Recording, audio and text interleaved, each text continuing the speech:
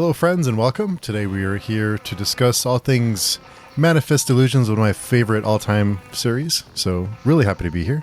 So, we'll go around the room and say hello to everyone. Joshua, will you kick us off, please? I'm the easiest one. Hi, I'm Joshua, and I'm a member of the Page Chewing Forums. And I'm also a big fan of these two guys, Mr. Fletcher and Clayton.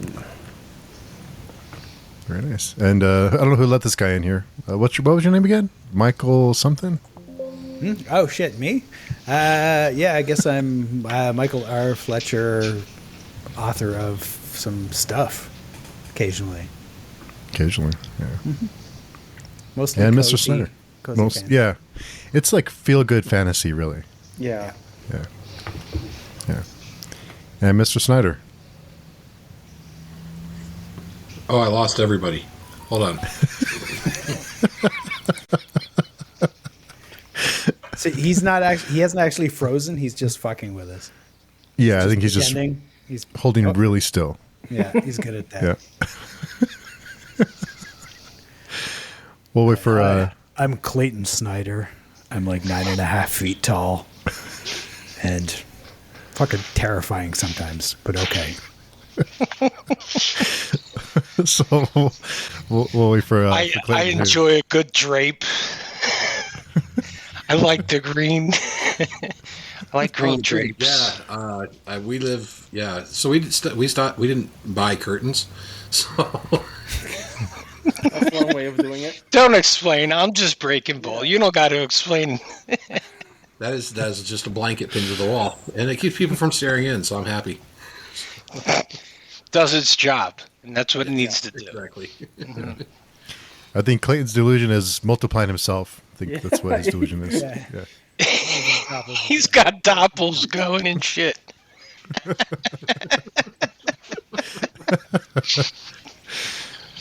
So, Clayton, tell us a little bit about you and your work. I am Clayton Snyder. I'm the author of several books and maybe the co-author of a couple books, but I don't quite remember. Probably my latest is Cold West, and that's in SPFBO. Very nice. Yeah, Spliffball. Great cover on that book, too. Yeah. Thanks. Great book, too. Thank you. And Dan. Oh, I'm Dan. I have a small YouTube channel called The Black and Blue Collar Reader. I am also the author of My Kids' Late Notes to School, none of which you can find on Amazon. But I did get a star on a few of them. The teacher sent them back to me, so I'm pretty proud of it. It's on the it's on the fridge. So yeah, that's who I am, and I'm a big fan of Beyond Redemption, and as of right now, Mirror's Truth, and can't wait to jump into the last one. Mm-hmm. It's all downhill, man. It's just... So I have to ask, how, Michael and Clayton, how did you decide to write this together? How did that all come to be? No, that was entirely Mike's fault. Most things as are. These things begin, yeah. All right, so I'm going to try and cut a long, brutal story short-ish. So I had tried to write A War to End All. Like 3 times I started. I'd get about 30,000 words in, and I hated it. And I'd trash it. And I had given up. It was I was going to do a George R. R. Martin, whatever. I was just not going to finish it. I was like, fuck this. I hated it. I hated everything about it for oddly psychological reasons. And at some point after Clayton and I wrote Norilska Groans, I was like, that actually went really well. And Clayton's like kind of a proper madman. And part of what stuck with me is like so many people were like, oh, what character did you write? They couldn't tell. Very few people could tell who wrote which character. And I was like, shit, I wonder if I can get him to write half my book for me. And so I was like, hey, remember how, we did that terrible idea? We co-wrote a book. Do you want to do that again? And he was like, yeah, okay. So I mean that was it. I didn't want to write the book, but then once we got started, we started bouncing ideas back and forth, and then it became fun again. Yeah, and it went surprisingly quick for the size of the book. It just kind of snapped by. So Same for reading it. But that helps when you're It writing was only exactly half the of it. same. Yeah, writing half a book is awesome. It's Yeah. twice as easy as writing an entire book. Yeah. How did that go? Do you guys write together, like in a shared doc, or how do you No, fuck that. No, so we pick characters, and we lined everybody up against the wall, and we just take turns picking until everybody's gone, and then we go. Was there a character that you try to be careful with spoilers, but was there a character that you really wanted, Clayton? I think more than anybody else, I wanted Stellan. I could kind of see her motivations and see into her brain and see why she did the things she did. So, and I really kind of wanted to torture her a little bit. So, Should have known that it was you.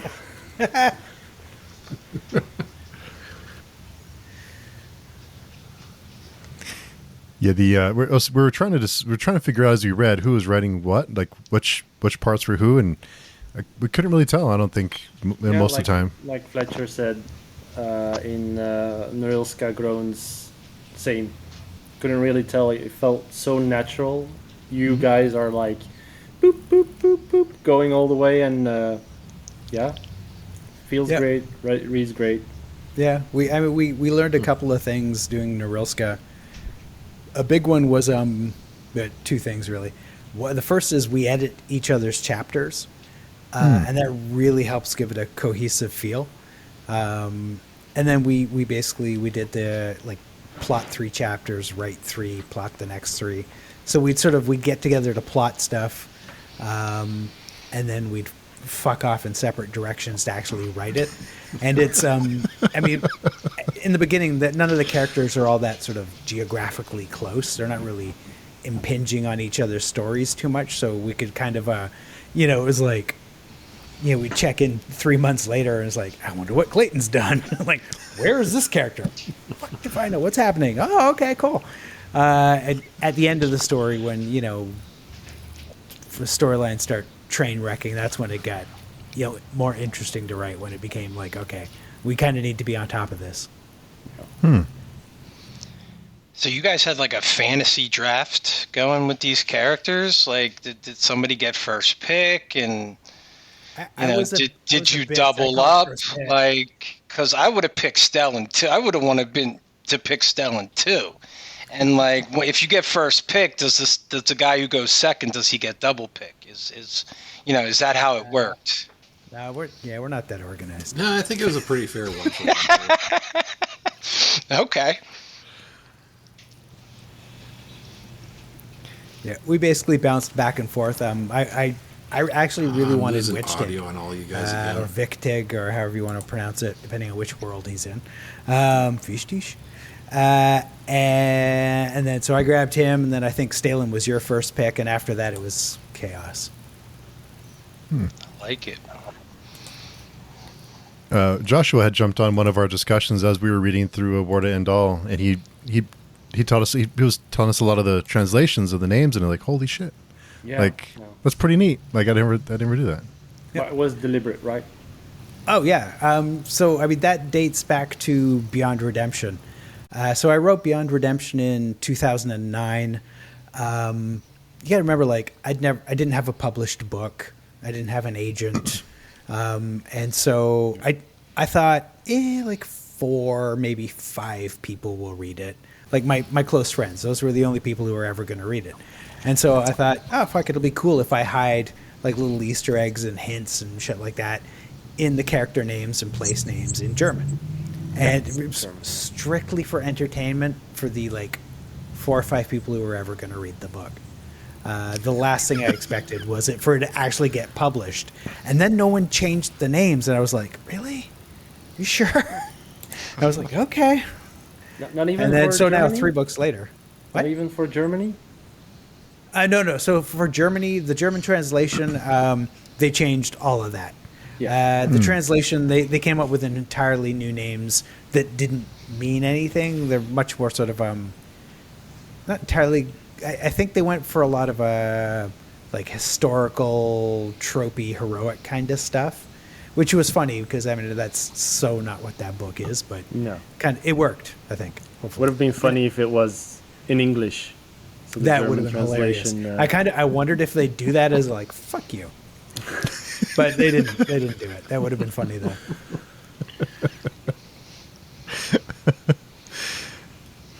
And during the process, did you both have an end, like the last chapter or two in mind when you started writing, or was it just like let's just see what happens? Clayton, you want to field this one? Are you pretending to freeze again? Yeah. I think so. Okay, so I kind of knew. I had an idea how it was all going to end. I mean, it's a little bit in the title, kind of like all the books. But I didn't really know how we were going to get there.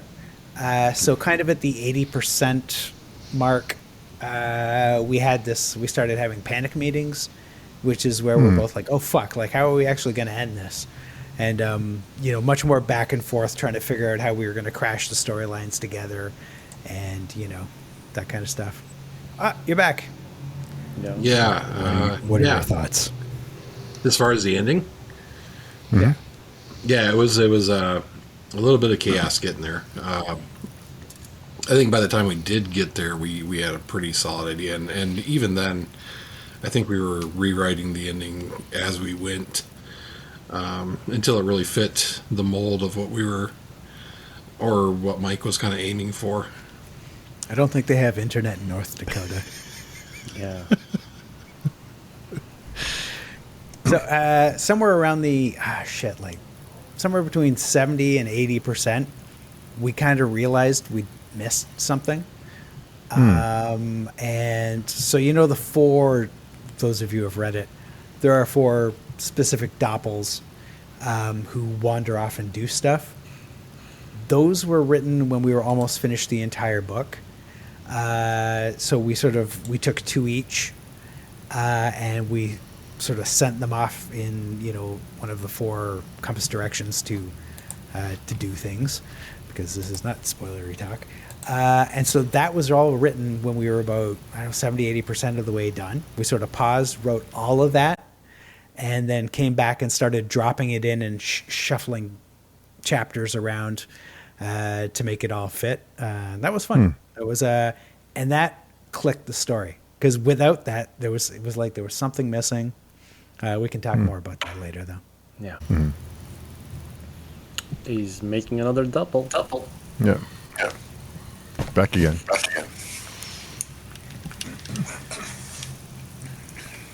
Welcome back. Or which Thanks. doppel are you, Clayton? At this point, I have no idea. I think I'm frustration. Yeah. I have a question for Clayton. So for Mr. Fletcher, it's Beyond Redemption. That is the runaway success. Which one was it for you?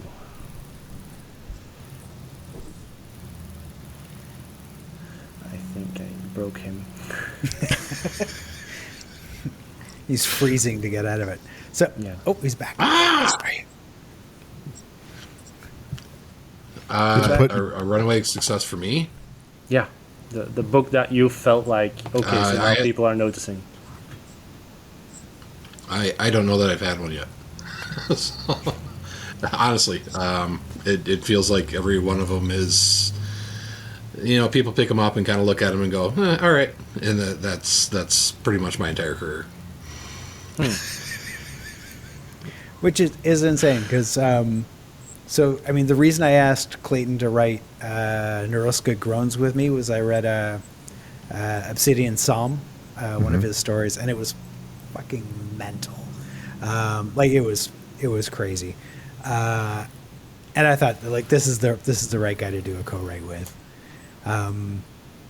Later, then I did some editing or reading, throwing ideas, editing kind of shit, whatever, for Blackthorn. Much more sort of structured story, but still like insane blend of genres. And then just recently I read Cold West, and that was fucking good. Yeah. So I don't know. It's all luck, right? Yeah, Yeah, true. and it's. I mean, I've always, and I've told younger writers this: writing is a long con. You know, so much of it is you put the words down and then you wait. You wait 3 to 7 years to see if anybody falls into that trap. So, River of Thieves was not a trap. River of Thieves is excellent. Great book. It's a great book. thank you. Great time. Hey, Varsha. Hello. Hello, sorry, I'm late. That's right. We were all saying really terrible things about you and you were gone. So Oh, no. Yeah, hey, everyone. Yeah, thank you for having me. of course. Now we were just discussing the how this all kind of came to be between Michael and Clayton and how they decided to write together and how they kind of like how it was structured, how they decided to at the end, whether or not they had the ending decided or not Oh, nice. when they started. Yeah. We're not in spoiler Was- territory yet because Yeah. Dan Oh, hasn't okay. read it. Okay. And the answer was kind of, but kind of not, but kind of, but mostly not. Okay. Nice. No, you're totally caught up. I did read some Yeah. of your AMA on Reddit, so I'm glad I didn't miss too much now. And they picked characters they wanted, and that's what I think we discussed during our discussions of how the editing process went. But they did have like a draft basically, and they picked which characters they wanted. Yeah. Sorry. Oh, yeah, I saw that. That was really cool, I thought, to write the entire thread of character. And whoever picked Stellan, I have many questions for you. Clayton. That's Clayton. Yep.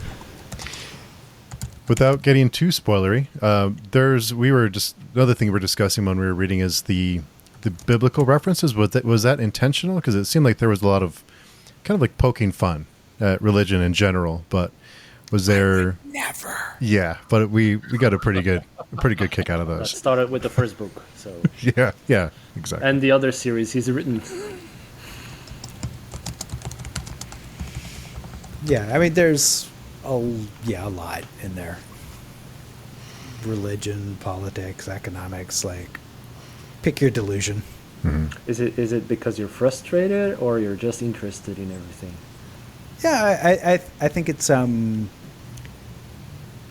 fun to sort of to pick at that stuff and to sort of try and hold it up a little bit, sort of go like, okay, like, just question.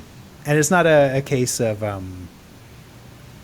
attacking per se, so much as having fun with it and being irreverent and kind of nothing's holy. That's why I love both your books, as in both writers' books, because Taboo is like, we've got Taboo, fuck this. Yeah, that was good. Yep. So Mike has this getting to know Mike over the past couple of years. Mike has this sort of deep curiosity and is willing to pick and pull things apart and is not afraid to be, like you said, irreverent with them. I am just deeply irritable. So if something gets under my skin, I tend to just excoriate it completely, tear it to shreds. So And I think that's more effective is when you just kind of hold a mirror up holding a mirror up to everyone. And I think doing that is more effective than just like beating someone over the head with what you're trying to convey to them. Just kind of like turn it, because it's things that we don't always think about. But when you see it from a different perspective and you kind of poke fun at it, then it's like, oh, it is kind of silly. You look at it like that. Mm-hmm. Might have a problem with mirrors too, yeah. Yeah, exactly. I wonder if there's a German word for that. Can ask Joshua. What just happened? We're going to ask you for a translation. What translation? Is there a German word for fear of mirrors? I have no idea. Okay, stumped him. Yeah. Oh, I was No. wondering, do you speak German, or did you sort of Google translate some of the words that you use German words for? So I don't speak any German at all. Don't tell anyone. But I don't know how to pronounce any of my characters' names. So we touched on this earlier. The whole German thing started as a kind of a joke because I didn't have a publisher. It wasn't going to get published. I didn't have an agent. 4 or 5 of my friends were going to read it. So I used German to hide Easter eggs for my friends, for the couple of people who would read the book. And yeah, it's all Google Translate. Because I never thought it'd get published. So, Wow. Yeah. and half the Germans hate me because they're like, this is so fucking bad. And then the other half love it. They're like, this is hilarious. And Yeah. they get something more out of the story because they actually understand. And even when I butcher the names or the words, they're kind of like, okay, this is what he was trying to do. But I get, nasty mail occasionally where people are like, Really? oh, yeah. Yeah, I mean, some of us Americans are pretty pissed off we have to say these fucking names, and like, when you're cruising, in your book and you're just feeling it and you haven't mastered that one name. So Stellan, if I'm like, is it Stelline? Is it, because if I don't think I'm saying it right in my head, then it fucks me up every time I get to the name when I'm reading. So and then my groove is gone. I got to get it back, and then I'll continue, and then the name will pop up again, and my groove's gone again. But yeah, these keep fucking reading fantasy that, names, Mike. What Who's the this fuck? bitch? There's a city in here that I'm just like, and my translation for the city is this fucking city. I'm like, okay, this fucking city, because it's so long. There's like, I think it's like hyphenated how many damn times. I'm just like, because I want to know what happens. So I get to that city, I'm just like, this fucking city, and then I keep reading. Yeah, I don't remember, Mike. Was there a rat in the margin somewhere about that? I know that there were jokes. I remember some characters kind of talking about place names and stuff and being like, who the fuck names this shit? Yeah. Yeah, there was a mention. This isn't spoilery, but there is some. Not only do you poke fun at religion and politics and economics, you also poke fun at yourselves a little bit in that third book. Oh, yeah, for sure. Yeah. I mean, even in the first 2, although I think it's a little subtler. Yeah. Yeah. It does get funnier as we go. There's humor kind of sprinkled into Beyond Redemption, and then there's a little bit more in Mirror's Truth, and then it's just bonkers in the third book, which I really enjoyed.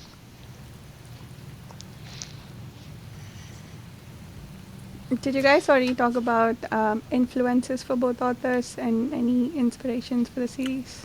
Nope, Not go yet. for it. That's my question. Come on, guys, get to it. You heard it. All right, Clayton, you're up. Clayton, you haven't frozen yet, so jump to it, dude. Right? Yeah, it's been a whole 5 minutes. Boy, I can't say I have. It's Mike's series, so I don't really have a lot of solid inspirations other than the series itself. Although I kind of draw real heavily on Lovecraft and other stuff in that kind of ilk, Chambers and Poe and all that, for as far as like madness goes. as far as personal inspirations, it's always been people like Anna Smith Spark and Roger Zelazny, and there's really too many to list, but those have always been two big ones on my list since the second I read their books. And especially Anna's writing, it's infectious. You read it and it's just it's in you, and it's hard not to ape that voice, and it's very strange. It's just done so well. The Queen of Grimdark. Yeah. Mm-hmm.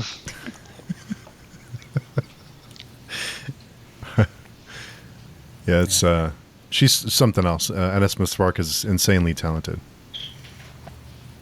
Still have to finish book 2 and 3 though. For those people who say that Beyond Redemption is disturbing and is like is one of the dark, read the third book in that series, and in Anna Smith Spark series. Wow, that is some dark shit in that last book.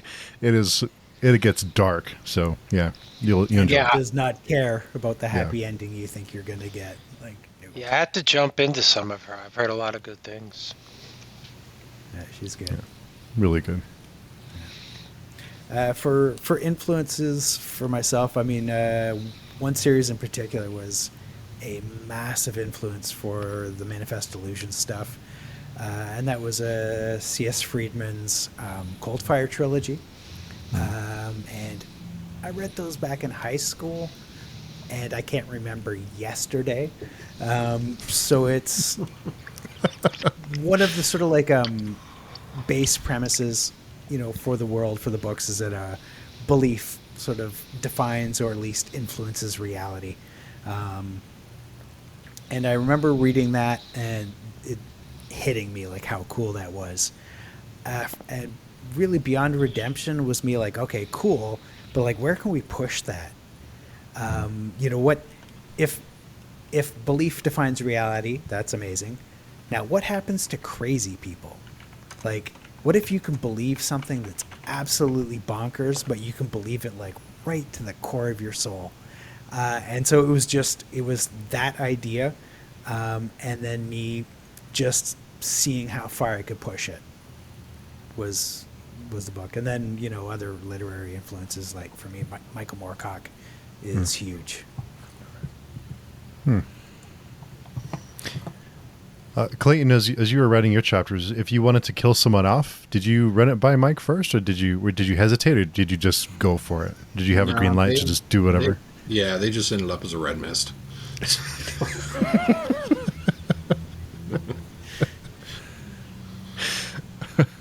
It was always do first and apologize later. So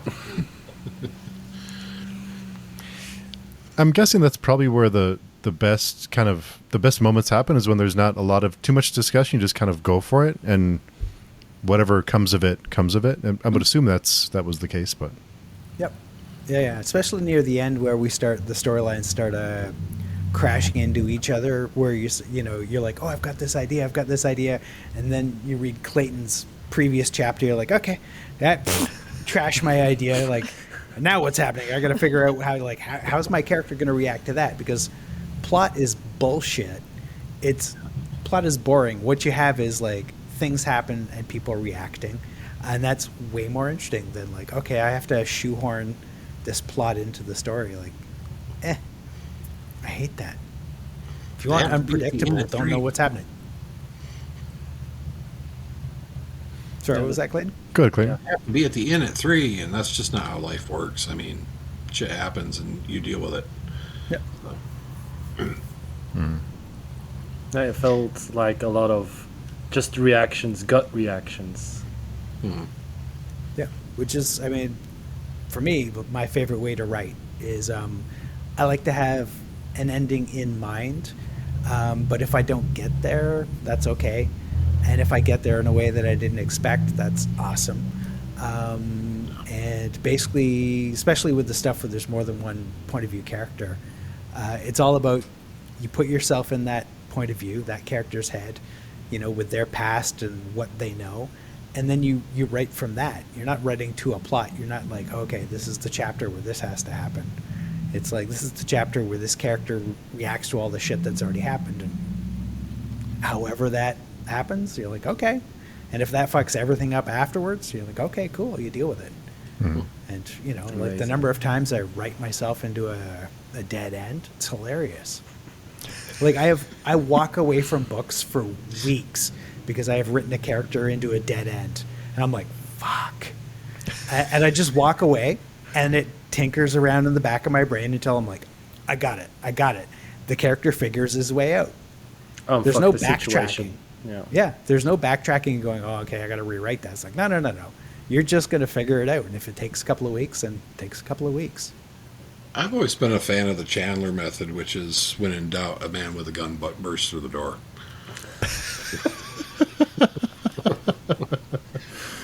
Please put that as a quote on your books. It'll sell.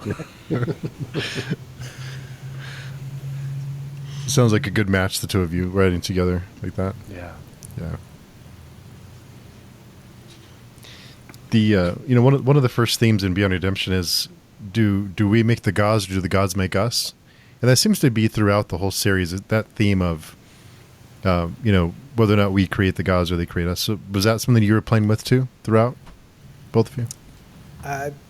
Yeah, I mean, for me, that's in all three trilogies. That's sort of a universal theme for me in the background. Thanks for that confirmation. Yeah, every time I'd sit down to write, I'd hear AC/DC in my head. Who may do. So thanks for that, Mike.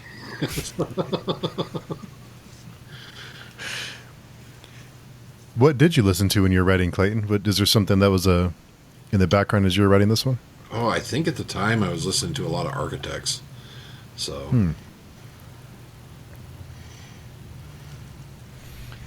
I'm going to have to look them up. So every book has a theme on your YouTube channel, right? Yeah, if not yet, eventually, yeah.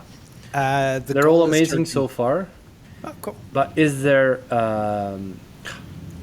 I felt like I should have had a QR code or something at the beginning of the book, like, listen to this theme and then start the book. Like, because they're so good, it's missing. Yeah. I mean, the music always comes for me after the books are done. Yeah. So it's, it happens, after the fact. But yeah, eventually the goal is to do a complete song, like with actual lyrics and everything for each book, and then I don't know, release them on Spotify or something. But really for fun though. Yeah. Mm-hmm. Like I your can first already one. struggle as an author. I don't need to be a struggling musician as well. Like your what is it again? The author's anthem. Yeah. That lyrics.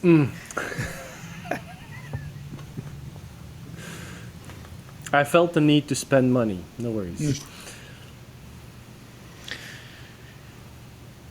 So Clayton, now that you're Cold West is in Spiffbo, what is that? I mean, I always wonder what that's like to have your book in a competition like that. It's so much waiting. You mentioned having, you kind of put books out there. You have to wait for the reactions to come through. What is that like to know your book is being reviewed and you're in that competition? So I think the easiest way to explain it is take Red Bull and inject it directly into your veins and then try to sit still.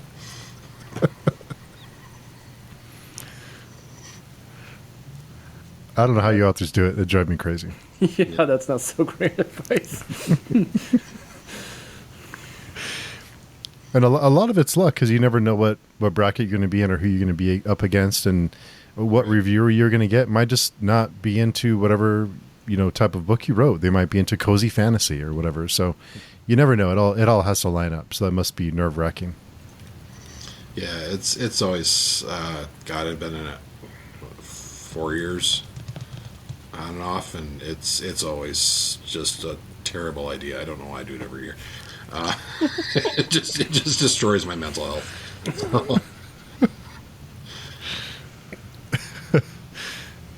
It would drive me insane, for sure. When you do you hear back from your viewers before it's public, or do you find out when everyone else finds out what the results are? Oh yeah, I find out when everybody else does. So it's always a nice little or a horrible little surprise, depending. So.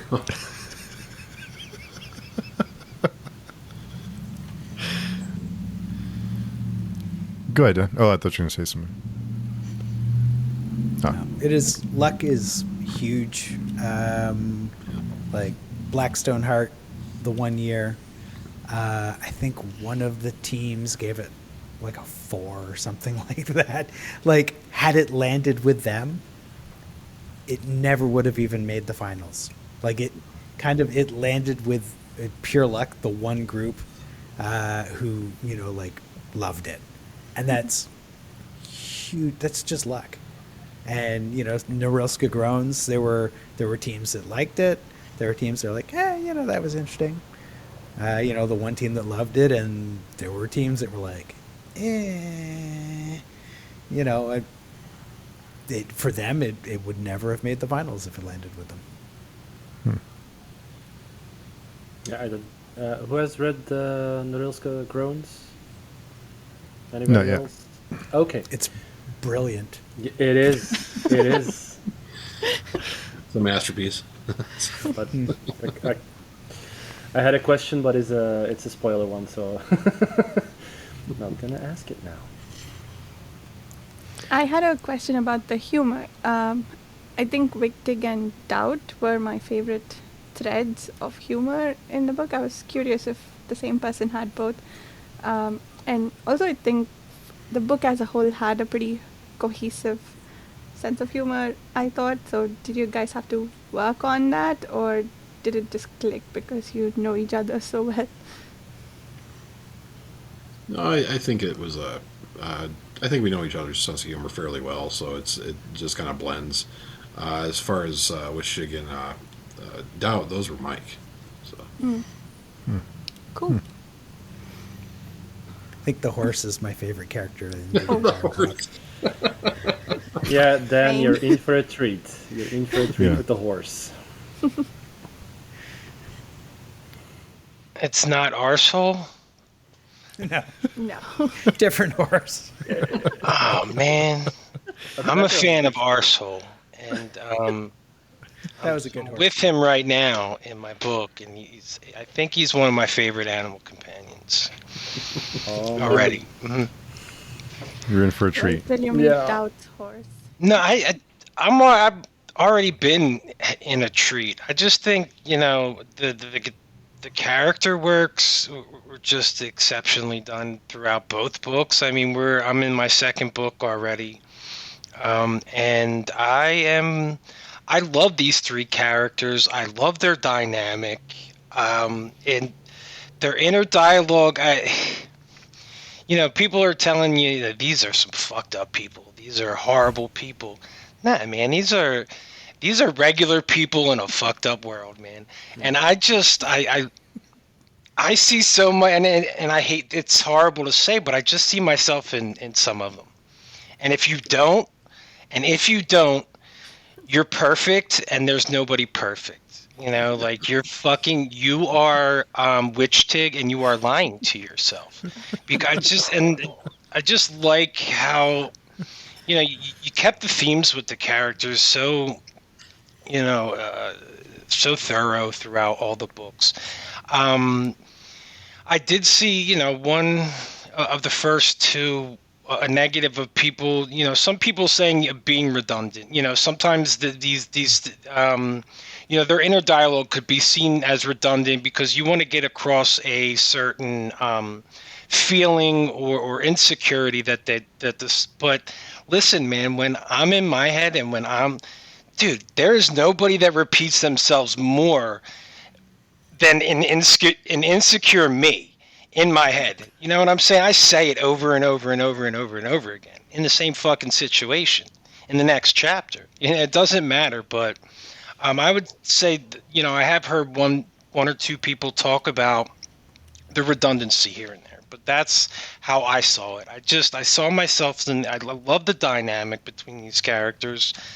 And I'm right there at the end of Mirror's Truth, and I love the book. It's the pacing in both of them is exceptional, and the character work is just where, in my opinion, Mike, you really blossomed in the first two books that I've read.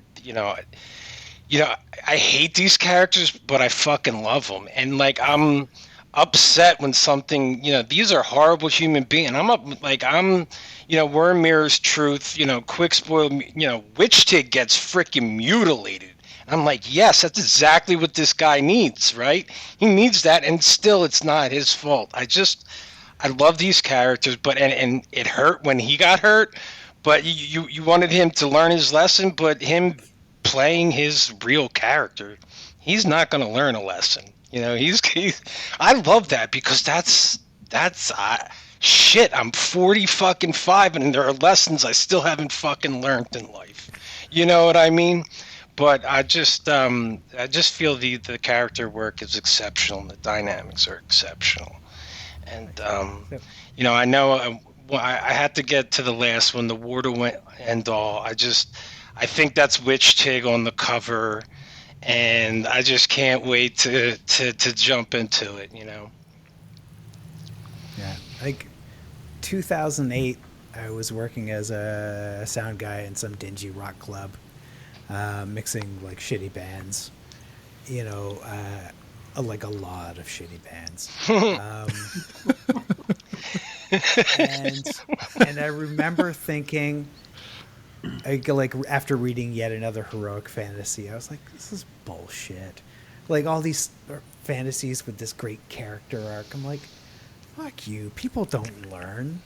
People don't change. They're not like, I'm a better person now at the end of the story. It's like, fuck off. I was in a dark place, and I don't necessarily believe that entirely now. But at the time, it was like, that was Beyond Redemption came out of that. The whole point. I mean, I had the title before I wrote the first word. The three characters riding out of, fleeing their last bad decision, or whatever the first line is. It was like, I was like, I'm going to write a book that's dark, and where at the end, no one has actually learned a lesson.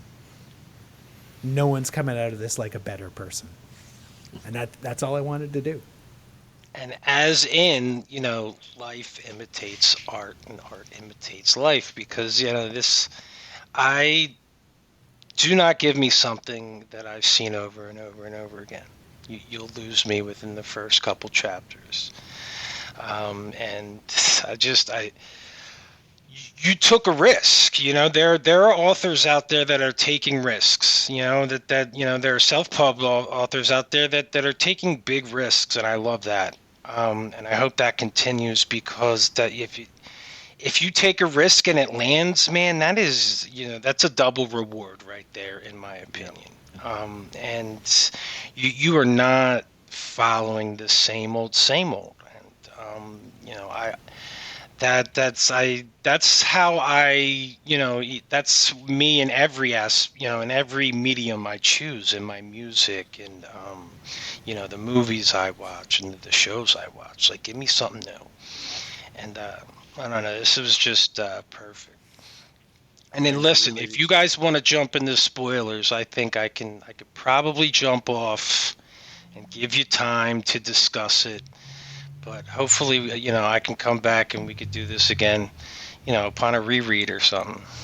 But Dan, I really need you to read Thieves Lyric 1 and 2 then. If you are definitely. Like, okay. Yeah. You'll love it. Give me, that's what yeah. I always, this is something new, I don't know why I decided to read like all the I read like 10 books and I decided to get a YouTube channel. I know what I'm fucking doing.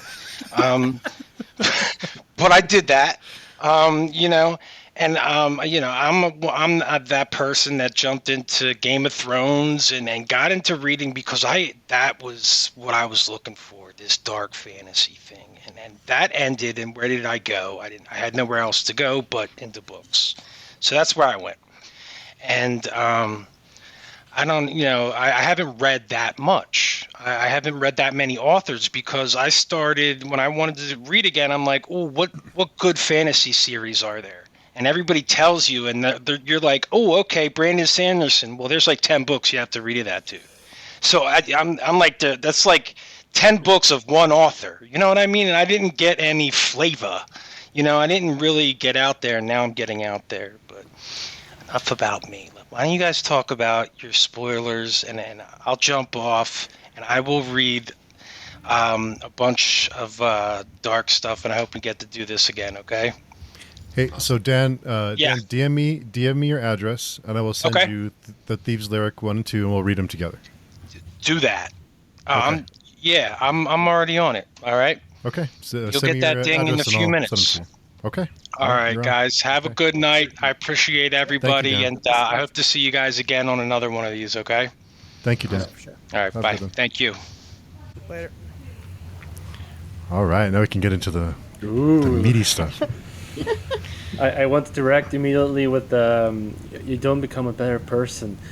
I wanted to say, yeah, becoming a better person means dying, becoming a dead person, and staying Not dead, of even course, that, right? staying dead. Yeah. Not was- not in yeah, the for some afterward people. life. Yeah. That's true permanent change. Yeah.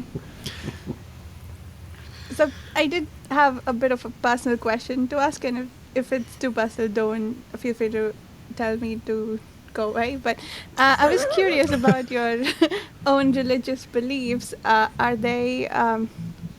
Would you consider yourself atheist, and that's why you wanted to tell the story, or do you have issue with just religious organizations, or is that what you're trying to comment on? Clayton, you want to field that one first? I'm swooning because I'm Not touching that when it Paul. ends with Paul. Yeah. Someone asked me that question.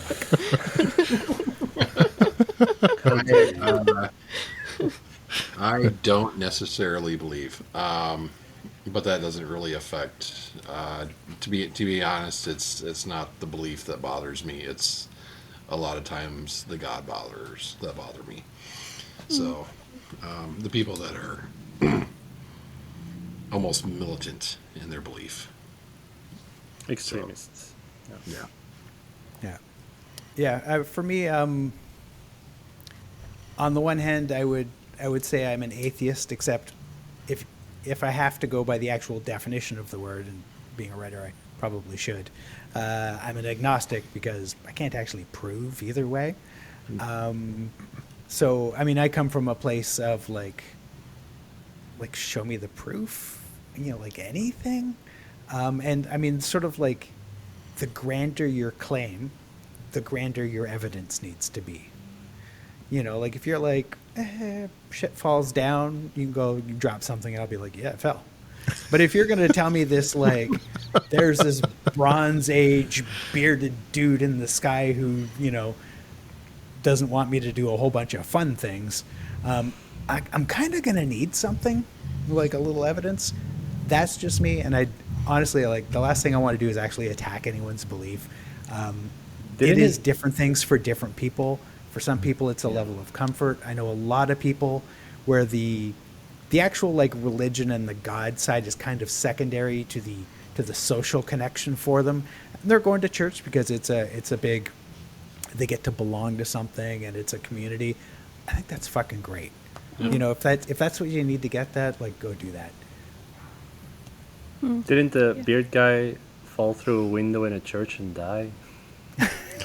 He may have That done was hilarious. Yeah, that was hilarious. Oh yeah, I had a question about that. Were there any Indian gods who fell from the sky? I thought I saw some, but I wasn't sure because the descriptions were pretty here and there. I thought I saw Shiva No and then elephants, some no? elephant-headed gods. I actually don't remember. I don't recall either. I wrote the bearded guy. And I specifically Nice. wrote the bearded guy crashing through the stained glass. Yeah. And I don't remember anything else. So, Yeah, I thought what you did with the whole concept of, commentary on religion and religious organization, I thought that was done really well because for myself, I I think the same as what you said, Mike. I consider myself an atheist, but also probably agnostic because of the proof aspect. But I'm usually very angry about matters of religion. So you found, I think, the way you went about the commentary, I thought is brilliant because, it's channelized or productive anger or frustration, which I tend to appreciate a lot. Should I get scared now because I'm the only religious person here, or? Get him. Burn the witch. Burn. It's fine. I'll take it. So I have to ask, the four doppels, was that a play on the four horsemen? No. Oh, that's Okay. heavy. Random Yes. chance. No. I mean, now- it was, and when you asked that, I'm like, oh shit, I should say yes. But no, it totally wasn't. It's the four directions on a compass. I needed somebody to head off in each direction to do their job, and that was it. And it was actually, I can't remember how this worked. So we started talking about the Doppels idea, and Clayton I think you talked about ADHD and stuff, and like bringing that aspect of Morgan in more, and because it was kind of missing, we hadn't really quite nailed it. I was like, oh cool, what if these four sort of aspects of him splinter off and they all fuck off in different directions, making the world a perfect place. In their eyes, yeah. Yeah. Yeah, that was my favorite by far. I mean, I know I sorry, sorry, Clayton. But when I was reading him, I told the other two here, I knew exactly where this story was going, because if you start to doubt everything changes and nothing exists. Yeah, that was fun. I mean, I'm pretty sure I want to blame Clayton for the four Doppels. I remember, I think you suggested it, and then I remember sort of going off researching ADD, ADHD. Oh, he fucked off. I think he's angry at me. Yeah, Sorry, he's come back. supposed to laugh. And I remember, because it's not something like that side of stuff I didn't know much about.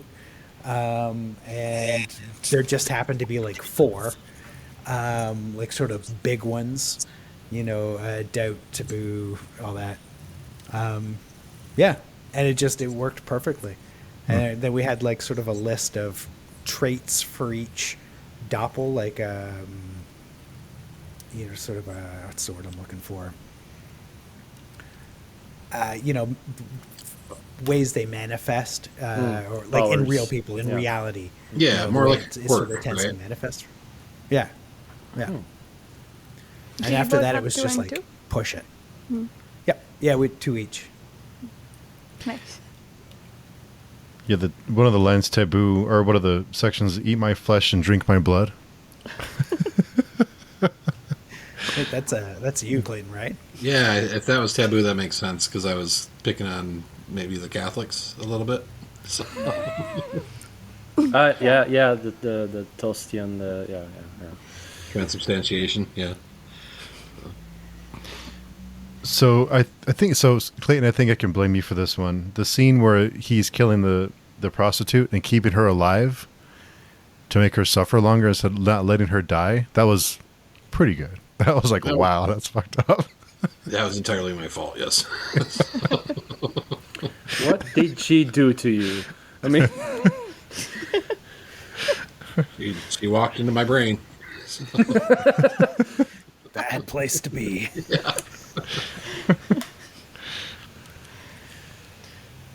Yeah, I love Was the. oh, Sorry, go I'm sorry, ahead. Varsha. No, go ahead, Varsha. I'm sorry. Right. I was saying I love the almost cartoonish end we get for each of the doppels, like with doubt, the world turns into cardboard. With taboo, he's what a pack of ribs at the end. I thought it was Yeah, that's hilarious. all Did you fine. guys work that out, or you were just having fun? Yeah, we kind of. Yeah, go ahead, dude. Oh, I was gonna say, I think Mike kind of refined those ends as we went. So Not much. Yeah, I mean, because they were separate stories, and they weren't impacting the sort of like the little central plot. Like, I had no idea what Clayton was writing until we were done, because those didn't impact my stories. So I was like, hey, whatever, he'll do whatever.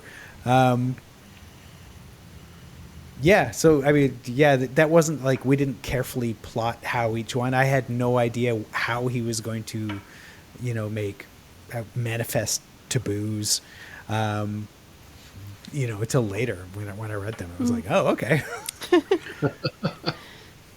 I see. So you didn't have an ending planned for each doppel. You just sort of went with it and saw what happened. Yeah. Cool. Yeah, it was basically, it's a war to end all, and you have to. That's it. You got to get to a point where they have completely fucked reality in whatever direction they're going. Nice. And how you get there, and it's going to be different for each one, right? So, Yeah, we had a discussion about that ending with is Wichtig alive or what happened there? are we in the? We're in the spoiler Oh, yeah. section. Yeah, All yeah. out, yeah. Let's go Okay. for it. So, if you've read the Obsidian Path trilogy, I knew it. swordsman who is missing one ear Called it. and two fingers, whose name is Vishtish, shows up. And he doesn't speak the same language as anybody else, but he keeps trying to challenge people to sword fights, and they're mostly ignoring him because they're like, he's a little odd, and he follows people around, kind of like trying to be part of things. So Wichtig crosses the mountain into another reality. Things are different on the other side because the rules and what people believe are different. Nice.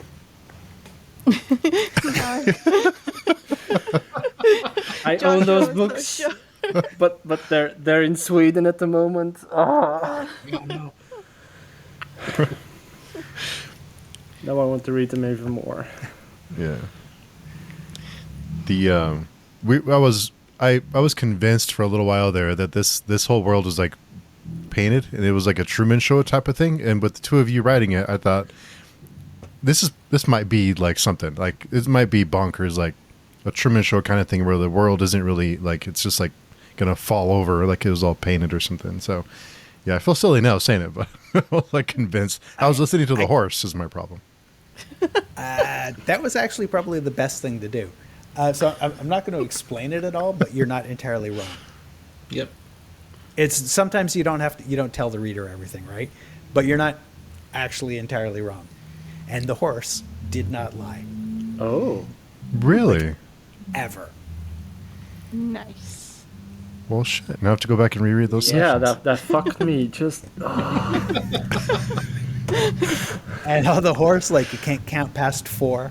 Yeah. And the god's name is a number. Yeah. It's 22. It's all- right? Is that? Well, what was about is more than 4. Like, about 22 times more. Oh, yeah. Which relates to another book. But whatever.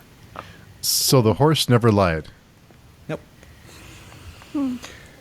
I think we need to do a reread plus a read of all the other books next year. Yeah. What do you think? Start with Ghosts of Tomorrow, because that's where it begins. Wait, Okay, that's a good tip. It'll all make sense. I have that one as well, and that's one of the ones I haven't read yet. Ah, So what's the black void thing that's taking over Perfection's world? Is that of his making, or is that a separate deletion of reality that's happening?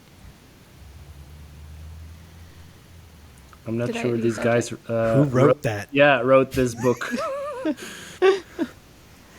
Perfection. Was that you, Clayton? Did I do that? No, perfect. That was you. What? No, Wasn't yeah. That was me. Okay, yeah, I thought so. I was like, fuck, I don't know.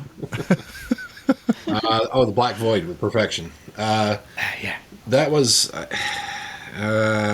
really unsubtle.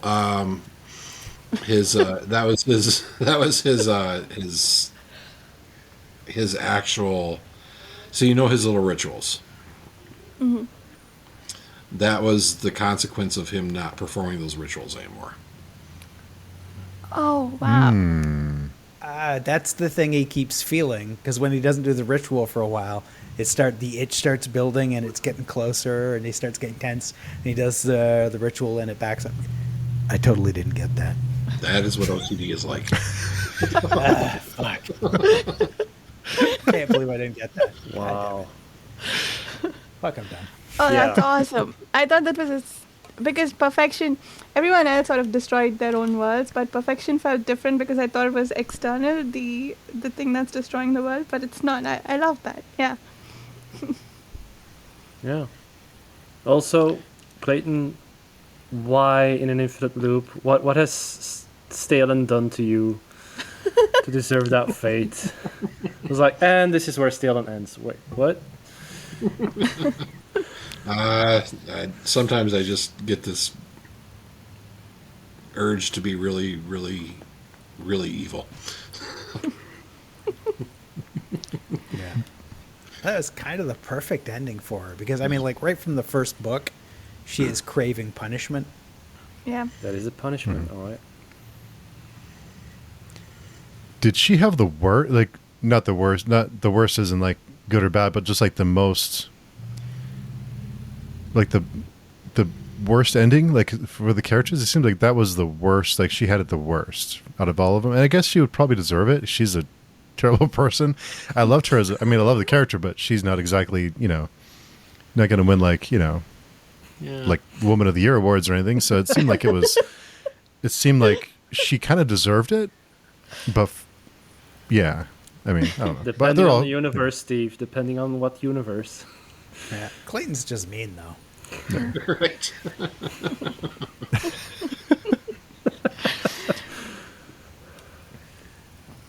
So go ahead, Clayton. I'm sorry.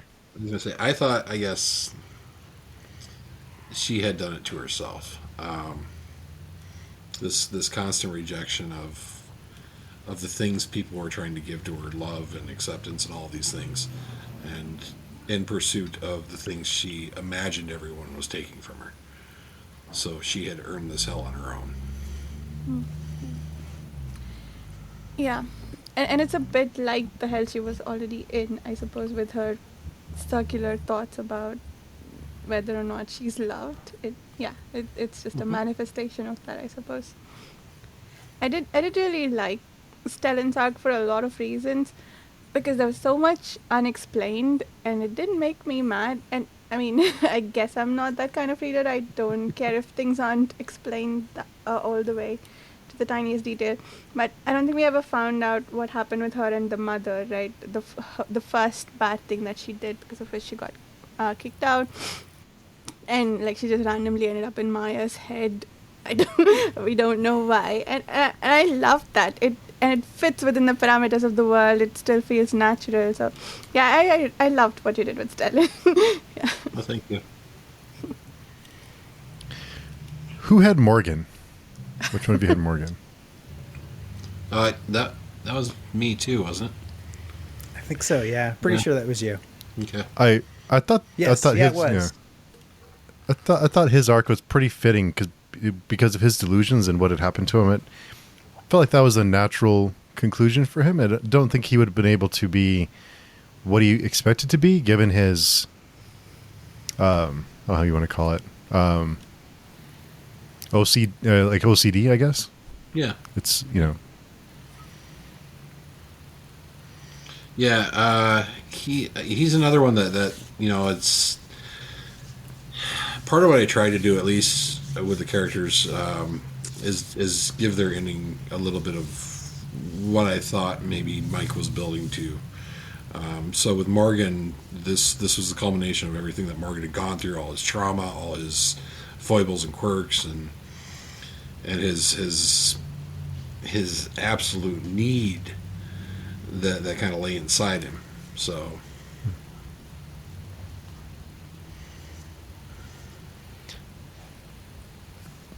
And Varsha, I think we talked about this, and I think Joshua, you might have been on that episode, but we talked about what would have happened if Morgan hadn't been tainted, if he hadn't gone through what he'd gone through in Beyond Redemption.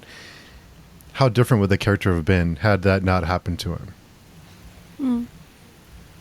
Yeah, there are clues. Like, I mean, when you first meet him in Beyond Redemption, he is carefully lining up the edges of his books in the bookcase. He's, sorting them alphabetically or by color or whatever. He's already sort of got some OCD going on, like even at that stage. Now at that point he's incredibly innocent and naive. So I think had the three not taken him, Koenig would have really fucked him up. Yep. And it still would have gone really badly, just in a very different way, but that would have been because of Koenig's self-destructive issues instead of everybody else's.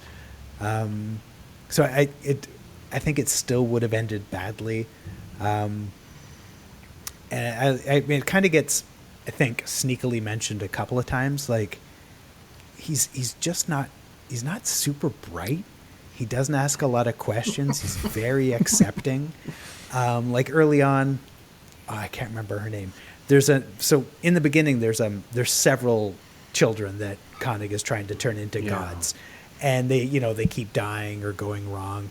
And one of them like chews open her own wrists and starts writing "We make poor gods" on the walls of her room. She's actually the smart one. She's the one who went, mortals don't make good gods. And she killed herself to sort of avoid that fate.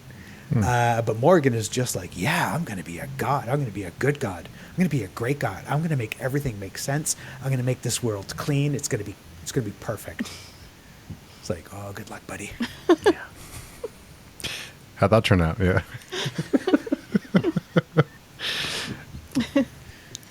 So I also I got some talking about poking fun at things. I got a little bit of poking fun at like the last season of Game of Thrones. Is that with the battle with that Morgan was involved in? I kind of felt like there was some poking fun at that last season. I don't know if that was just me laughing about it. Thought it was funny, but was that something that you were trying to do, Clayton, with that one? No, that wasn't intentional. I didn't. I'll confession. I never watched the show. I've read the books. So. You can stop about halfway through season 6 and then you're done. Just don't bother. If you ever decide to watch it. Okay.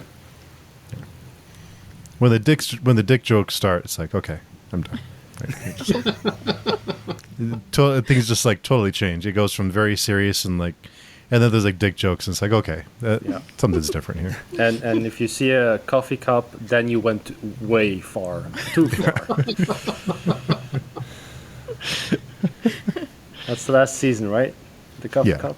Yeah. In the middle of a table. Yeah.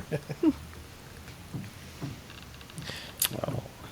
Yeah, Morgan, his desire for everything to be clean and perfect, and I love that scene in the last book when he's trying to build his army back up because he's losing his following, he's losing his power, and he's bringing people back into the fold and just going, trying to convince people to join him and to gain his powers back, I guess you can say. I love that last that battle that he's in and what he does to try to keep his influence and keep his power going. Yeah, Morgan was the one on the cover, right? Yep. That's when the beasts charge in through the gates, and then he's like, fuck this, I'm out, and I'm going to the other world. I love that scene, as in, what is he going to do? Is he going to attack? Fuck this. Go. That's a natural reaction. I'm running away. This is too much. I'm out. Yeah. I think Mike really laid the groundwork for that scene, because if you kind of read back of the past couple books, Morgan is a little bit of a coward. So, hey, an idiot and a coward. Yeah. Yeah, I don't like reading action scenes, so when I saw the beast on the cover, I was just not looking forward to the point we got there. And then Morgan just leaves. I'm like, oh cool, we're done with that.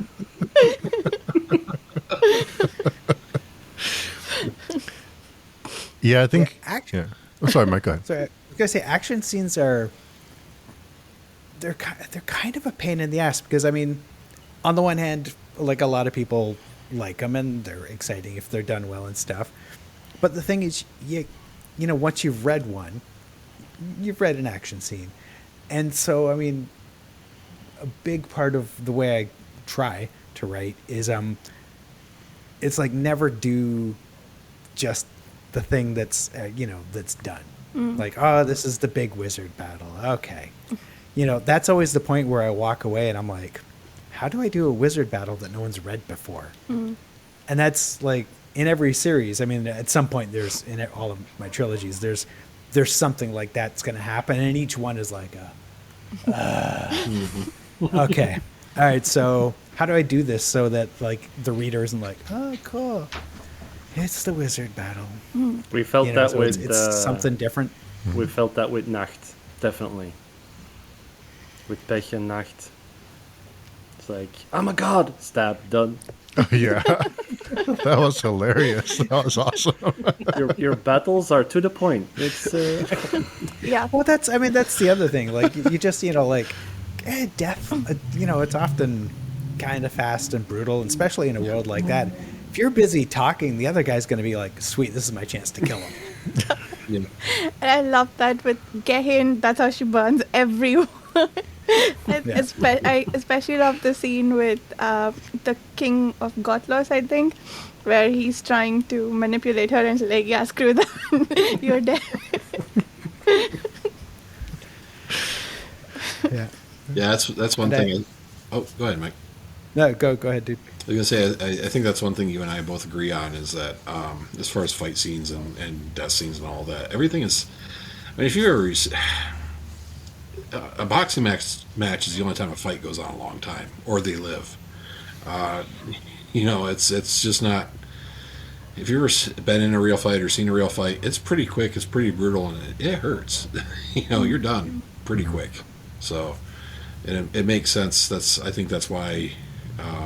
Stuff like that, action scenes and all that, we gel very well together as well. So,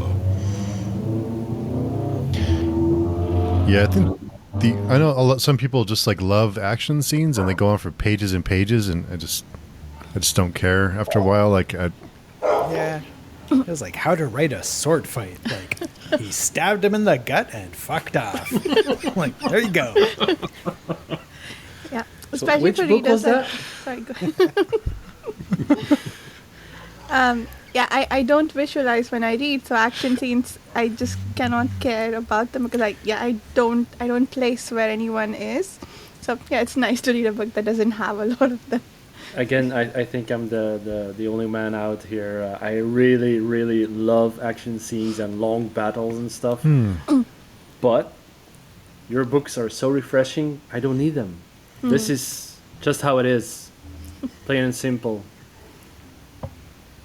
And there's a time and a place for like a longer action battle Yeah. scene, like when there's Doesn't more belong going here.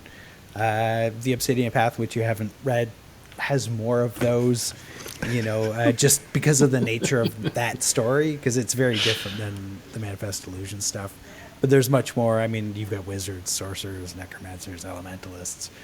Like it's all of them are in there, and it's madness. yeah. But yeah. You try and do something different each one. I think one of the few authors I really enjoy their action scenes is Anna Smith Spark, because the way she writes them, it's very like it seems like you're there, like you're seeing what they're seeing. I don't know how she does it, but they're great. So that's one of the few that I can really get into. But I think we talked about this during our read, is that we expected we're like, when is this battle going to happen? Because we were expecting and we were glad at the end that it didn't happen, because it was more like, I think Noct getting stabbed and dying like that was more memorable than a big action scene would have been, for instance. Yeah.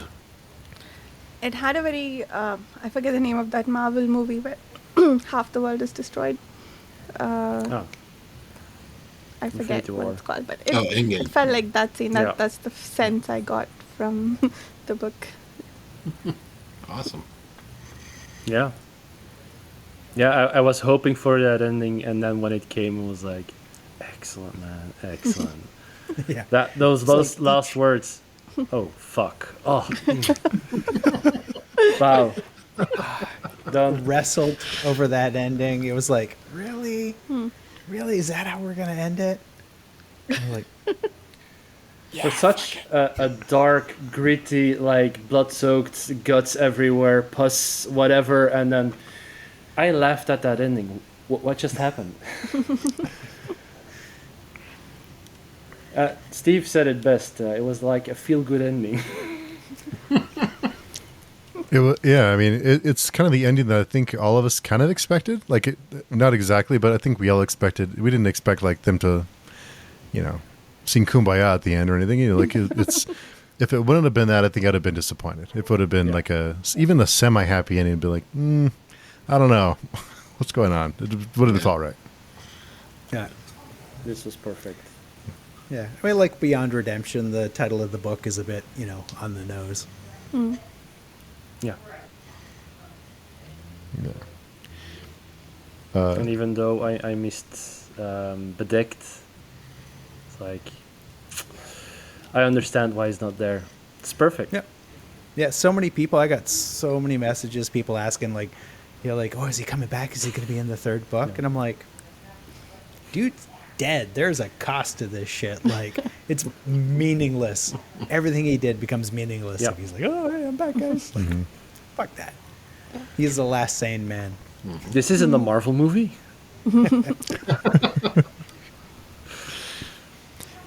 Yeah, we were wondering if he'd be back in the third book, but I'm glad he didn't come back. But was he the hero of the story? If there is a hero, I think he would be probably the closest, right? Yeah. I mean, Witchdig thinks he is. Yeah. But I mean, after Bedeck died, I think everything went from shitty to really shitty. So That's true. Yeah. I had a moment of wondering if when Wittig has that dream about an old man wandering around with 1 ear, I think we talked about it, Steve. I was wondering if that was bedecked. Wittig is just bedecked but younger, back in time or something like that. But we weren't playing with time in this world, so I was fairly certain it wasn't. But I guess follow-up question. Was that deliberate, the parallel between Wittig and bedecked, and like what were you trying to do with that, maybe? Yeah, so I mean, the first book and a half, Witchdig is very, I mean, he's gorgeous. He's got great hair, rippling abs. He's perfect in every way. And Bedecked is huge, horrendous, and ugly as fuck. And Witchdig is constantly poking fun at him. And then, he's horribly disfigured. And, kind of loses touch. He loses himself. He doesn't know who he is anymore, right? And that little dream sequence in The Mirror's Truth where he sees the old man, coming over the mountain with nothing but a stick and, or having sword fights. I mean, that's him. At some point, he's going to wander back over the mountain. Like it does in the ending. Yeah. Yeah, he doesn't have a sword. He's got a stick. Yep. I mean, it's a war to end all, and I still get people going, like, so are there going to be some more Manifest Delusions novels? I'm like, have you read the last book? Where's it going to take place? Yeah, it's kind of like, oh. And speaking of playing with time and kind of where is it going to take place, we wondered if it was going to, because the god comes in and they make the deal of, you take this world, I'll take the afterlife. And we wondered if this is just going to be like if we're going to like start over from scratch and try again. If it was like almost like a science experiment of let's see what we can, like, let's just play around and see what happens.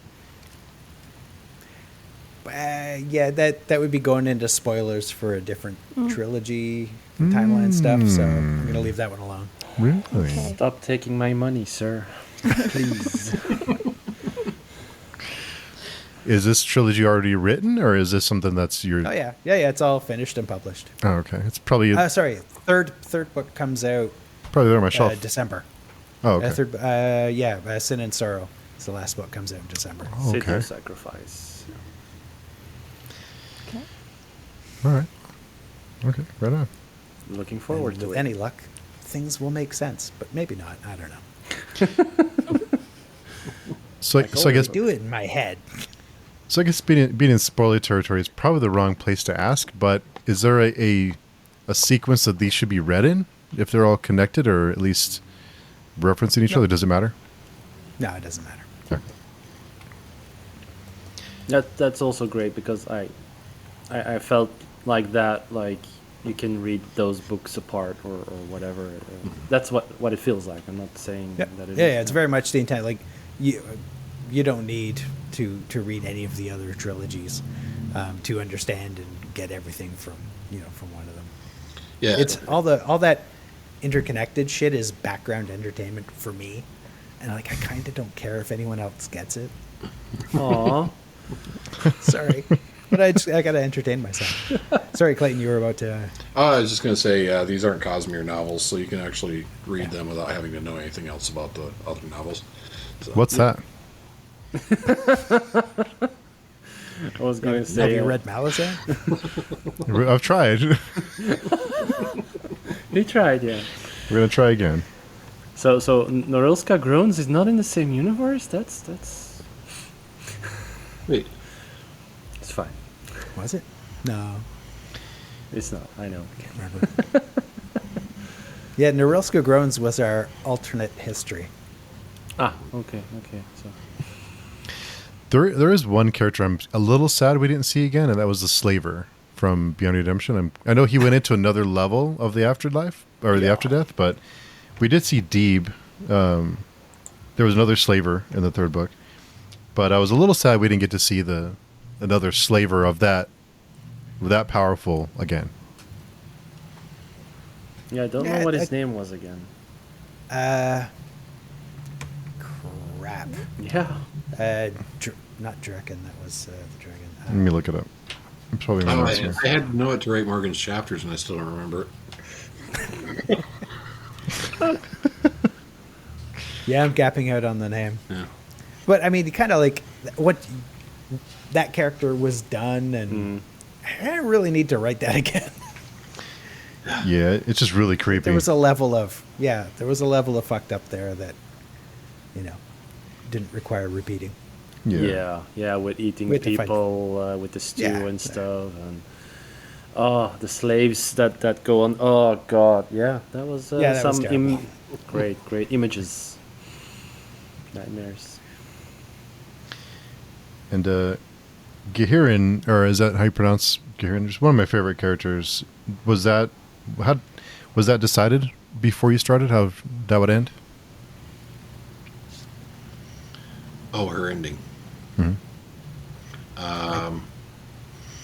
I think we had a pretty good idea how we wanted her to end. So it was just a matter of getting there. Such a great character. It's like the closer we got, the more things started to gel. It starts as this sort of very vague, she's going to get pissed off and sort of, right some wrongs, as it were, and sort of find her, find herself a little bit. And I know I listened to one of your episodes where you guys were talking about stuff, and you sort of ventured off into Swarm and Steel. Mhm. She's actually in that, just in the background. So Is she? in this third book, she talks about how she went to Geld Egenheiten, the distant city. Morgan sent her there, and then she came back, and she met someone on the way and all that. And she spent time. Yeah. So that scene, that person she met, she was traveling with her on the way back when the All-Consuming ran into them and sort of like decimated the party. And Gahern is actually the one who burns him and sends him fleeing.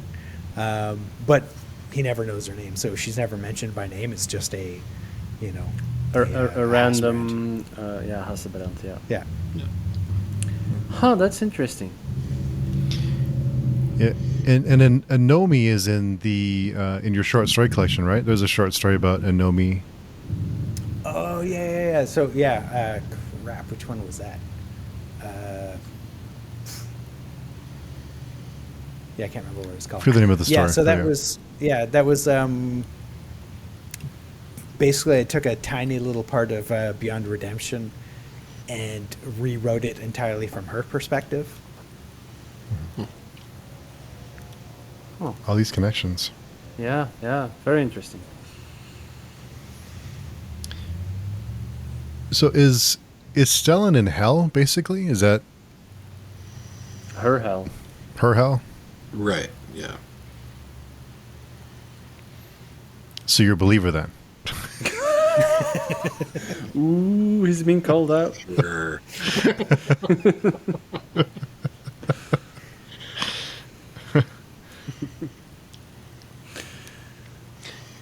And Varsha, I think we talked about Witchdig and his whether or not his son was, or whether that was really his son or not. Mm-hmm. And we were debating that. Oh, just now. Yeah, so No. Yeah. Just during the episodes. Oh, yeah. I think. Pech. I guess that was. Well, I didn't fall for it. I know Joshua immediately thought he was the son, but I didn't go there at all. I'm trying to remember why. I know we talked about it during our discussion, Steve, but I thought about it briefly, and then there was something that deterred me from that thought, and then when we came back to it, it was it was pretty heartbreaking when the thing finally happened. So I forget, you had Victic, right, Mike? So I don't really have a question. I just thought that was really well done. Yeah. Yeah, thanks. That was definitely his son, and it was kind of set up, I think, what was it, back in book 2 when an Albtram visits him when he's sleeping, sort of torments him with his sort of like regrets about the father he hasn't been and stuff. And I mean, he already spent a lot of time sort of like, when I'm done this, once I've got enough gold saved up, once I'm famous enough, I'll go back and show my wife how awesome I am and how she was wrong, kicking me out kind of thing. But yeah, that was definitely his son, and that was a lot of fun. Writing those conversations where his son is trying to sort of undermine his confidence and sort of weaken him. And it's, can I ask you a question? I was like, and just sort of working all those out and trying to figure out, like, okay, what's the kid's end point for this conversation? What's going to be the kicker that he's sort of like working to get to? That was a blast. That was a lot of fun. Yeah, and I thought those conversations were great too, because I found Victic's overconfidence annoying throughout, but then to watch that being systematically undermined by this person, I started to side with Victic. I'm like, stop what you're doing to his confidence. So yeah, it was Yeah.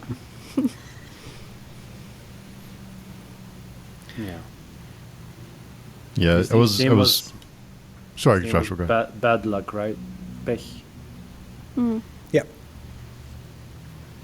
Sorry, Steve. No, I was just gonna say I was because I got to the point where I didn't trust anything that was happening. I didn't know what was really real and what wasn't at that point, so I wasn't sure if that was just his own personal little hell that he was in, or if that really happened. So I was kind of hoping it didn't, because Yeah. That was the one thing that really broke my heart. Like, everything else fine, just as it should be, but Victor killing his son, that made me sad.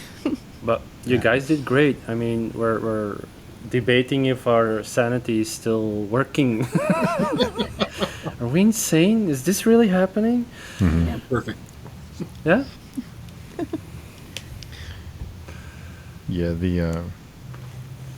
the is there something about farmhouses? There's lots of farmhouses and lots of mention of farmhouses. Is there something going on there? Is there some hidden message there? Farmhouses. Do you have a problem with farmhouses, Clayton? I live on the prairie. I hate farmhouses. But see, I think Yeah. you have to answer for that, Mike, because the thing with farmhouses started in Mira's Truth, didn't it? Yeah, I grew up on farms, like out in the middle of nowhere. If there's like a shitty little town with more dogs than people, I have lived there. You know, like goat farm, chickens, all that shit. I hated it. The second I was sort of old enough, I fucked off to the city to be a famous rock star. Obviously, that worked out super well for me. Yeah, I want to ask. Tell us, how did that go? No, seriously, people should listen to your tracks, man. I was on the fence in the beginning when you posted it on the forums and was like, if I listen to this, maybe I'm not gonna like it, and I don't like to say bad stuff about people. But as soon as I listened to the first one I listened to was the one for this book, A War to End All, I was hooked, man. I like Cool. melodic metal, Yeah. it brings you in.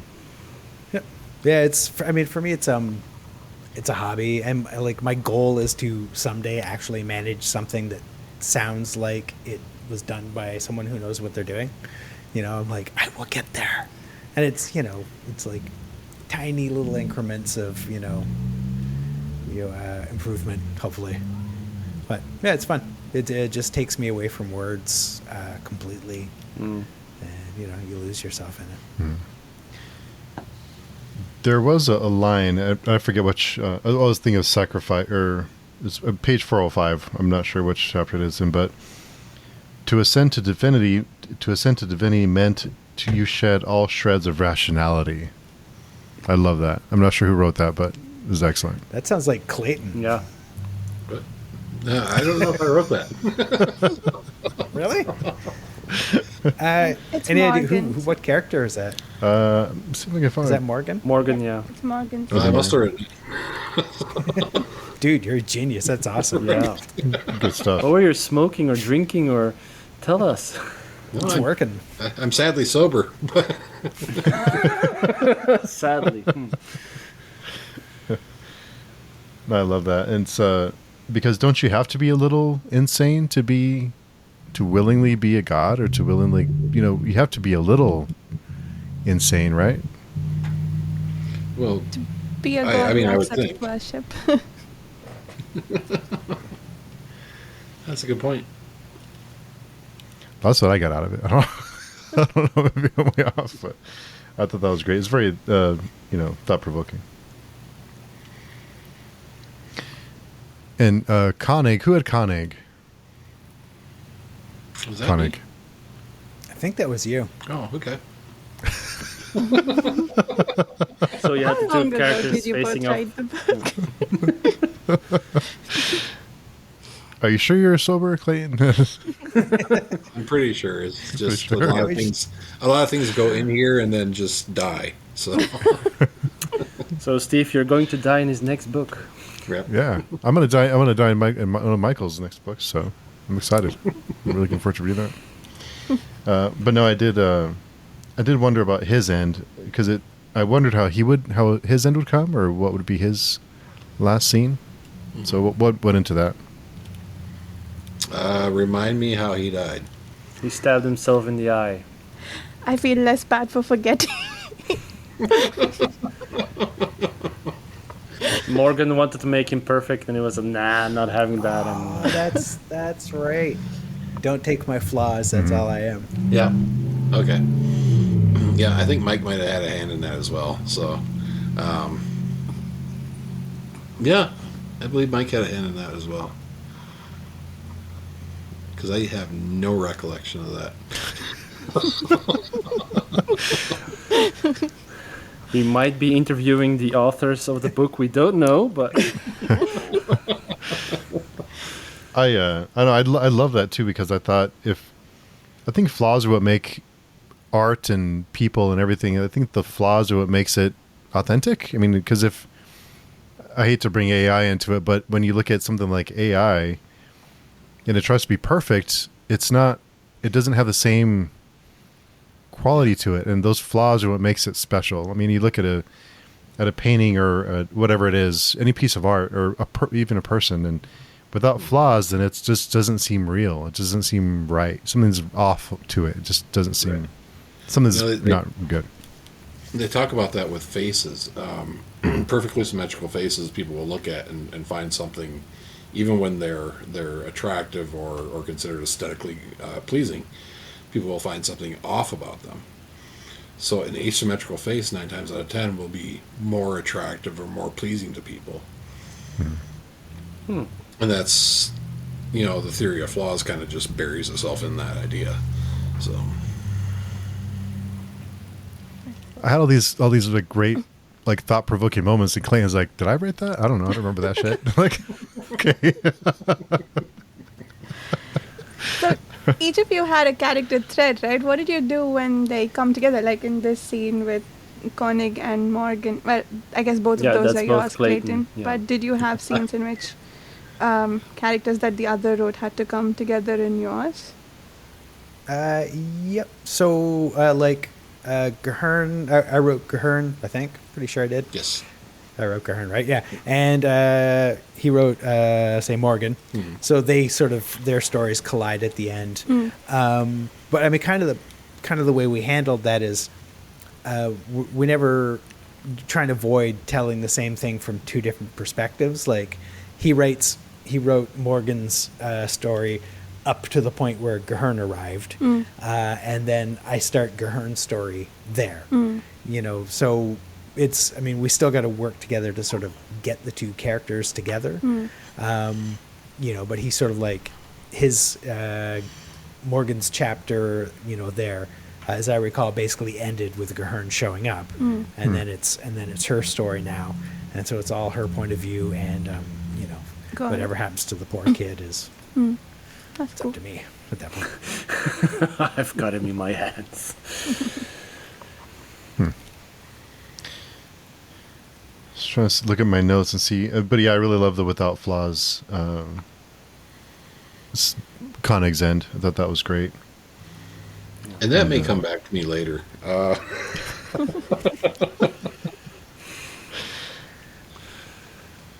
Yeah, I love that. And Stellan being killed by, I thought that was another great moment of her being killed by her. I butcher all these names, but that was another great moment too. Yeah. So I think, Mike, I posted this on the forum, and you had commented on it, but we were looking at we were trying to find if there was some foreshadowing on how the series would end in the first couple books. And we were looking back at the end of Beyond Redemption when Morgan ascends and he finds no one. Like, he expects to see gods, or he expects to see somebody there, and no one's there. So at the end of the 3rd book, when there's no one, there's no god has claimed this realm. Was that planned from the 1st book, or am I just looking too deep into it? When the obsidian statue is sort of claiming he thinks it's an underworld. He doesn't understand this after death thing. That's just weird. So that I'm not. It would be a stretch to say I was foreshadowing that at that point, but it kind of ties in with what was going on and what the sort of the idea was. But that wasn't sort of specifically and intentionally foreshadowed. Like at that point, I didn't know, Beyond Redemption, I didn't even know what was going to happen in The Mirror's Truth, never mind book 3. And certainly I hadn't started writing the Obsidian Path stuff or City of Sacrifice, so there was no Obsidian Lord, no Smoking Mirror yet.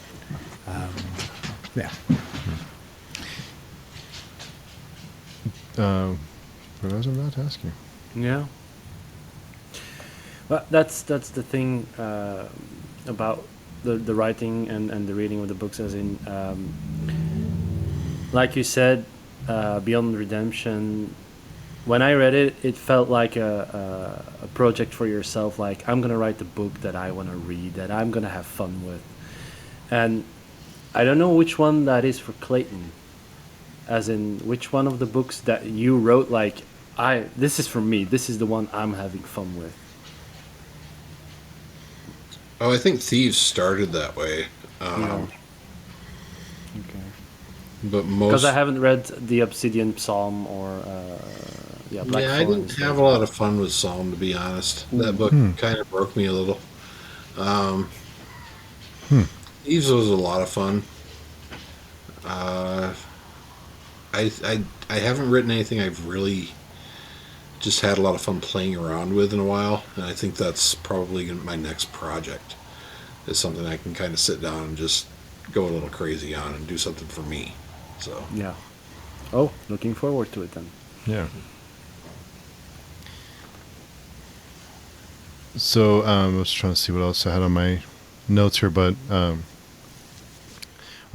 hate to, and it was a shitty situation that turned out to work really well, but I wondered what the story was behind the cover. And you don't have to name any names, but I thought it was great the way everyone rallied around you guys and helped out to get the new cover. So that, Yeah. I think it worked out. It was a bad situation that turned out really well. With the AI, right? Yeah. That was kind of very unexpected. So, super fast summary. We'd hired an artist. He turned in a pile of work. It looked very cool, but it was a creation of AI. But what he'd done is he'd used whatever the fuck the AI is called. I can't remember. I'm gapping out on the name. Midjourney, and to create a bunch of images, and then he combined them into like a larger image. So he did art as well, and he worked over top of the AI stuff. And I remember being a little suspicious because, when I zoomed in on some stuff, there was some weird pixelation going on. And I was like, dude, you got to work in a higher res. And then all the AI shit went down. I was just going to eat it, because I'd already paid him. And he'd done 2 book covers for me I'd paid him for, as well as a pile of illustrations. And then Clayton was like, oh, let's run a GoFundMe, to sort of help, cover the cost. And honestly, I didn't want to because I have difficulty asking for help. I'm like, how would I just suffer through this? And he's like, nah, fuck it, I'll do it. And so Clayton set it all up, ran it, and it was insane. Paid new cover art, paid for all the illustrations and the editing. It was crazy. Had no idea. Yeah. So thanks, dude. Thanks for setting that up. Because And they're amazing. I never would have done that. So, yeah, and thanks to the book community in general. I mean, holy crap, what a turnout. So It's a kick-ass cover too. Yeah. I love all the covers so far. Also for the Thieves lyric, Demon's Ink, Blackthorn, they're all great. thank you. Yeah. Varsha, do you have any other questions about the suit before we wrap up? I didn't realize how long we've been going for. No, I think I got to ask all of mine. Thank you so much for your thoughtful answers. Yeah, the time always flies. But Clayton, I do have one more question for you before we go. Is will you come back and talk to us about Thieves Lyric when Dan and I start reading it? Absolutely. Cool. No, Right on. Shoot me a time or, Cool. Yeah, I'll keep you posted and let you know. But we'll be. I'm going to send him those books, and then I'll be bothering him to start them. It'll be a reread for me, but we'll be bothering you to. Did you read the give him a second shot. one? Not the second one yet, no. But I'll be. Ah. Yeah. So we'll be starting that here soon. So I'll That set was it all my up. favorite. Oh wow. Nice. it is the better book. So, Wow. Okay. I love the first one, so looking forward to it then. So cool. We'll be bothering both of you again, I'm sure. But yeah, really want to thank both of you for everything. Thanks for writing such a fantastic book, and Yeah. really loved it. So really good stuff. Yeah, thanks for having us on. Really Yeah, thank appreciate you. it. Yeah. So before we go, Joshua, where can people find you? On the page chewing forums. That was easy. Okay. Yeah, that's it. And Michael, where can people find you or your work? MichaelRFletcher.com, Twitter @FletcherMR, or all the usual places. I am around a lot. I spend a fair amount of time not writing. I'm not sure how those authors on social media can do it and still write, because it's like because it's all these platforms are designed to take your attention away. So I don't know how you guys getting the writing done. I'd be totally screwed. But kudos to do it all. Too distracting for me. Too easy. And Clayton, where can people find you and your work?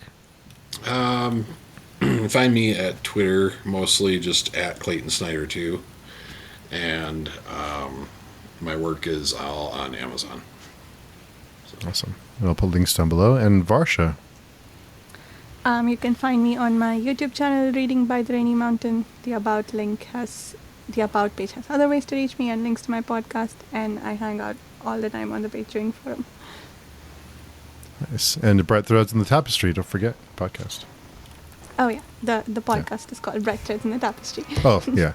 And a series on YouTube, yeah. So thanks, everybody. I really appreciate all of your time, and we'll talk soon. We'll be bothering you very soon. Thanks, everybody. Thanks. Thanks, dudes. Thanks, folks. Okay.